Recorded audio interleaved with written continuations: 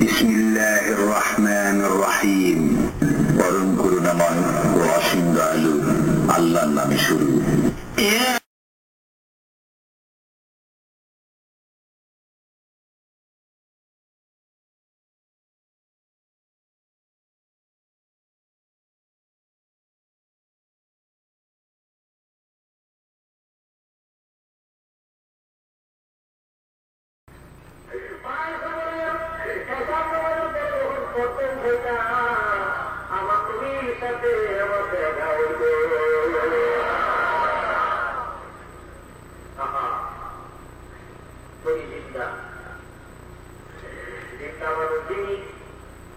পরিবারের সম্পর্ক আছে, তারা হয় নাই, পত্রে দিয়ে সারি দেওয়া হল হারাম।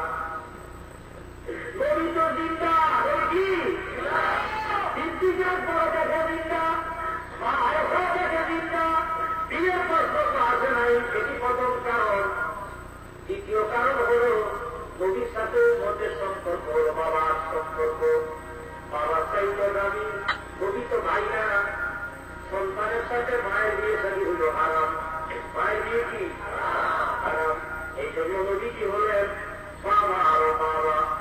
হাজারের মধ্যে দেখলাম আল্লাহ দিল আওলা জন্য আল্লাহ যথেষ্ট।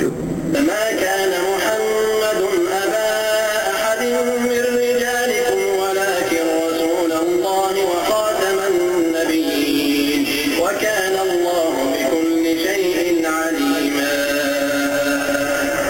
মুহাম্মদ তোমাদের কোন ব্যক্তির পিতা নন, বরং তিনি আল্লাহ রসুল এবং শেষ নবী। আল্লাহ সব বিষয়ে জ্ঞাত। يا أيها الذين آمنوا اذكروا الله ذكرا كثيرا وسبحوه بكرة وأصيلا। মুমিনগণ, তোমরা আল্লাহকে অধিক পরিমাণে স্মরণ করো এবং সকাল বিকাল আল্লাহর পবিত্রতা বর্ণনা করো। কাউকে বাপ ডাকলে বিশ্বনবী বলেছেন সে জাহান্নামী। অন্য বর্ণনা বলেছে সে জান্নাতের গন্ধও পাবে না। নিজের পিতা না, এরকম আরেকজনের বাপ ডাকে, এরকম আগ্রহ নাই? কথা বলেন না কেন? কোন পীর সাহেবকে বাপ ডাকবেন এটার ভিতরে পড়বে, কারণ ধর্মীয় পুরোহিতদেরকে বাপ ডাকার সিস্টেমটা এসেছে খ্রিস্টান এবং হিন্দু থেকে। হিন্দুরা তাদের ঠাকুর বাপ, ঠাকুর মা, তারপরে খ্রিস্টানরা ডাকে ফাদার। আমরা সেটা বলবো না। বিশ্বনবীকে কেউ আব্বা ডাকতেন না, ঠিক কিনা বলেন? একজন ডাকতেন, আল্লাহ বলেছেন না, আল্লাহর হাবিব তোমার বাপ নয়, তোমার যেই বিবিকে তুমি বিয়ে করেছো সেটাকে তালাক দাও। তালাক দেওয়ার পরে বিশ্বনবী নিজে ওই মেয়েকে বিয়ে করেছেন। সুবহানাল্লাহ বলেন। কি নাম ছিল বলেন? জায়নাব। কি নাম ছিল? জায়নাব। তিনি বলতেন তোমাদের সবার বিয়ে হয়েছে দুনিয়ার উকিল দিয়া, আর আমার বিয়ে করিয়েছেন পড়িয়েছেন স্বয়ং আল্লাহ নিজে। সুবহানাল্লাহ বলেন। এরপরে আল্লাহ বলেছেন মা কানা মুহাম্মাদুন আবা আহাদিম মির রিজালিকুম, তোমাদের কোন পুরুষ শাবালকের পিতা আমার নবী নয়। আল্লাহু আকবার। রিজাল বললেন, সিবিয়ান বললেন না, অথবা নাস বললেন না। আল্লাহর শব্দ চয়ন যে কত অসাধারণ। রিজাল মানে হলো অ্যাডাল্ট, অর্থাৎ বয়স্ক পুরুষ। কারণ বিশ্বনবীকে 4টা সন্তান আল্লাহ দান করেছিলেন। কয়টা? কি নাম? কি নাম বলেন?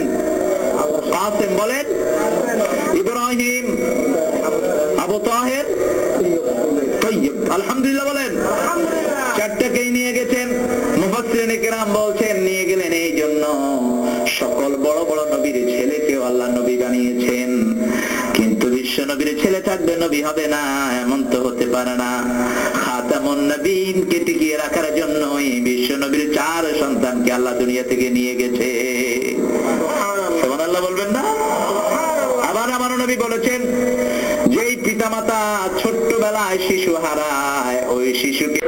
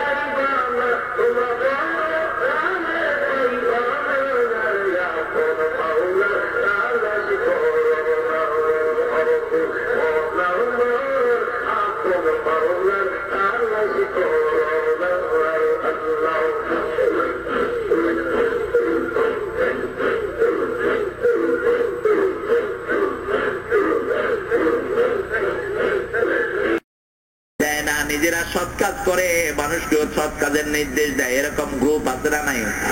এই সার সাথে আছে না নাই? আমরা তাদের সাথে থাকবো, রাজি আছেন তো? তাদের প্রথম সবক হলো কোরআন, দ্বিতীয় সবক হলো হাদিস, তৃতীয় সবক হলো আল্লাহর দ্বীনের সাহিত্য, চতুর্থ সবক হলো 5 ওয়াক্ত নামাজ জামাতে পড়তে আছে না নাই?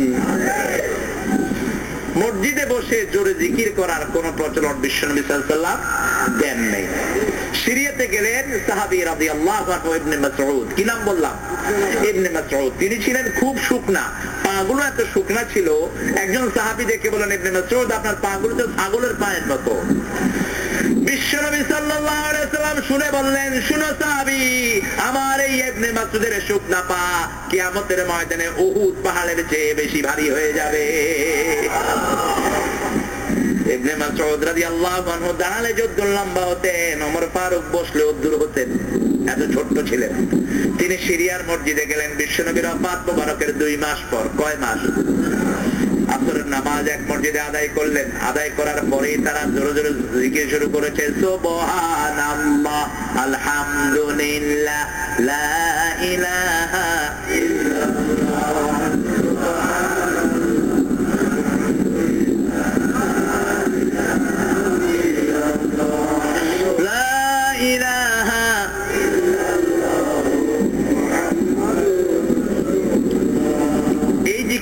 ইসলামে আছে, এতে কোনো সন্দেহ নাই। এই জিকিরগুলো পড়লে সওয়াবও আছে, তাতে কোনো সন্দেহ।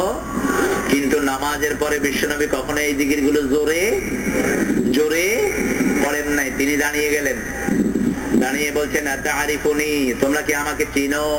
চিনলে লোকটার সম্মান আছে না নাই? চিনলে সবার কাছে সম্মান আছে, না চিনলে কোনো সম্মান। প্রথম পরিচয় দিলেন, আমার নাম ইবনে মাসউদ রাদিয়াল্লাহু, বিশ্বনবীর আমি সাহাবী। সব ইবনে মাসউদের দিকে তাকিয়ে আছেন, বললেন, তোমরা যে কাজটা শুরু করলা, আজও বিশ্বনবীর কাফনের ওই কাপড়টা পুরান হয়নি, যেখানে ধুইয়েছি সেই জায়গাটা এখনো শুকায় নাই। এখনই তোমরা ইসলামের ভিতরে বেদাত শুরু করেছো। কে বলেছে এই তাসবিহগুলো জোরে পড়ার জন্য? শুধু সালাম ফেরানোর পরে আমরা বিশ্বনবীকে সহ আল্লাহু আকবার জোরে পড়তাম। কি পড়তেন? আল্লাহু আকবার। ইহতাজ্জাল মসজিদ, মসজিদ কম্পন করে উঠতো। আর সব জিকিরগুলো গোপনে না প্রকাশ্যে? কথা কন না কেন? সুবহানাল্লাহ, আলহামদুলিল্লাহ, আল্লাহু আকবার, গোপনে না প্রকাশ্যে? গোপনে করতে বলেছেন কে? উদুল্লাহ তাদাররুআন ওয়া খুফিয়াতান দুনাল জাহরি বিল কওল, বলেও দিয়েছেন। الكتاب وأخر متشابهات فأما الذين في قلوبهم زيغ فيتبعون ما تشابه منه